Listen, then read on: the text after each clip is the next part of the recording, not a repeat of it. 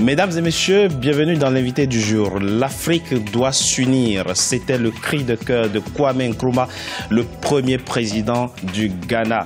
Mais que reste-t-il aujourd'hui du rêve panafricain? Peut-on encore croire au rêve panafricain, au panafricanisme?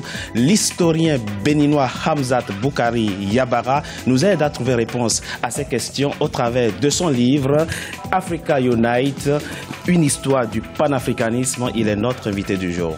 Monsieur Yabara, bienvenue et merci d'avoir accepté notre invitation. Merci pour votre invitation. Bonjour à tous. À travers ce livre, vous avez, dans une approche historique, essayé de nous faire revisiter le rêve panafricain. Qu'en reste-t-il aujourd'hui? Alors, qu'en reste-t-il? Je crois que le panafricanisme a laissé un héritage et pas des héritiers. Donc, c'est un peu la particularité que je pense nos régimes actuels devraient méditer. L'importance de laisser un héritage, comme l'ont fait les pères des indépendants, c'est de ne pas laisser forcément des héritiers. Donc l'objectif à travers cette histoire, c'est de faire comprendre à chaque Africain et chaque Africaine qu'il est héritier donc de cette histoire et de se l'approprier. Vous avez raison de le souligner, il n'y a pas aujourd'hui d'héritier, mais comment cela s'explique-t-il? Nous n'avons plus sur le continent aujourd'hui des figures fortes, emblématiques, charismatiques, respectées et écoutées qui portent justement ce rêve panafricain. Pourquoi? Alors effectivement, dans les années 60-70, des dirigeants africains avaient une voix qui portait dans le monde entier. Ils étaient capables de se positionner sur des questions comme le conflit israélo-palestinien. Aujourd'hui, ce n'est plus tellement le cas.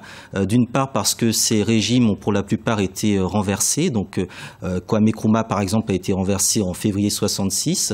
D'autres régimes ont dû faire face à des contraintes économiques extrêmement fortes. Ça a été le cas de la Tanzanie de Nyerere.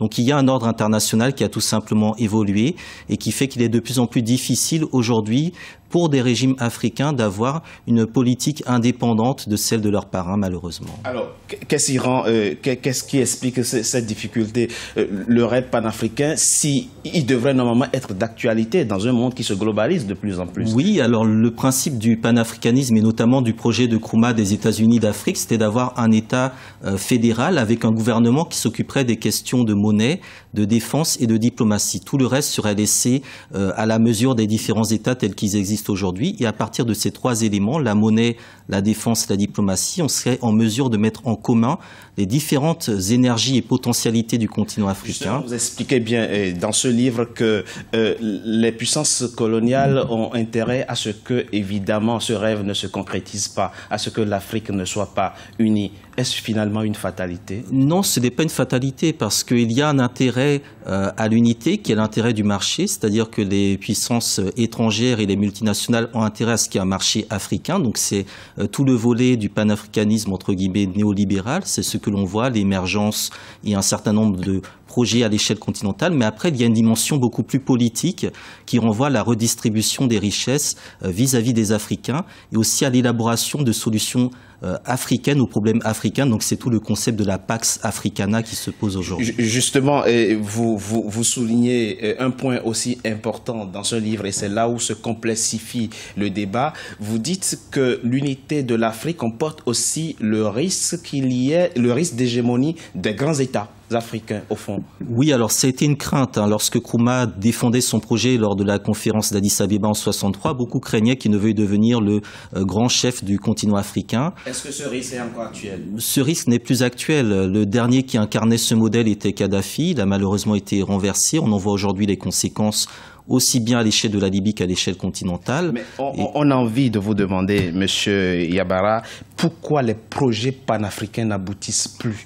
Je prends un exemple concret. Il y a quelques années, l'Union africaine, à travers le Conseil de paix et sécurité, a mis en place une architecture de paix et sécurité, mais qui est restée théorique. On nous parle d'une force africaine en attente, on ne sait pas où elle est, où elle attend. Les crises, quand elles jaillissent, on ne trouve jamais la force africaine avec l'efficacité attendue. Qu'est-ce qui explique l'échec des projets panafricains? Alors, l'échec, il s'explique par le manque de communication, c'est-à-dire que les citoyens africains ne sont très rarement informés des décisions qui sont prises par l'Union africaine et d'autre part le manque d'histoire. Si on ne fait pas l'histoire du panafricanisme, on ne peut pas impliquer les masses qui n'attendent que ça, parce que du point de vue des populations, ce désir d'unité est réel, alors que du point de vue des dirigeants, il est beaucoup plus sensible de remettre en cause les pouvoirs des uns et des autres vis-à-vis d'une entité qui serait supranationale. Il faut enseigner davantage le panafricanisme, enfin l'histoire du panafricanisme dans nos écoles, dans nos universités? Tout à fait, l'histoire du panafricanisme doit s'enseigner parce qu'elle contient un certain nombre de solutions, de réponses et de projets qui peuvent, je pense, améliorer l'état du continent aujourd'hui et amener les Africains à prendre leurs responsabilités. Monsieur Yavara, disons les choses simplement. Est-ce que finalement ce n'est pas une utopie, le panafricanisme? Est-ce qu'on peut y vraiment croire? Alors ce n'est pas une utopie puisque c'est un mouvement qui existe déjà depuis 2 siècles, qui a remporté un certain nombre de victoires, les indépendances, la lutte contre l'apartheid et d'autres types de figures. Aujourd'hui, vous imaginez encore possible à l'avenir que l'Afrique, que les États africains réussissent à transcender les souverainetés nationales et les frontières pour converger véritablement? Alors cela n'est possible que si justement on travaille sur l'éducation et qu'on forme dans les 10 à 15 années qui viennent des générations différentes qui seront justement formées à cette histoire panafricaine et qui, lorsqu'elles accéderont naturellement au pouvoir du fait de la reconversion, donc tout simplement du cycle humain, seront en mesure dans leur politique de proposer des projets d'alliance entre États qui feront progressivement disparaître les souverainetés issues du système colonial et qui sont des formes de néocolonialisme actuel, il faut le dire. Merci, Monsieur Boukari Yavara, d'avoir été notre invité du jour. Je rappelle que vous êtes l'auteur du livre Africa Unite, une histoire du panafricanisme. C'est un livre très bien écrit, au style accessible. Merci d'avoir été notre invité. Merci à vous, merci beaucoup. Mesdames et messieurs, c'était l'invité du jour. Merci d'avoir été en notre compagnie. Restez sur Africa 24 pour la suite de nos programmes.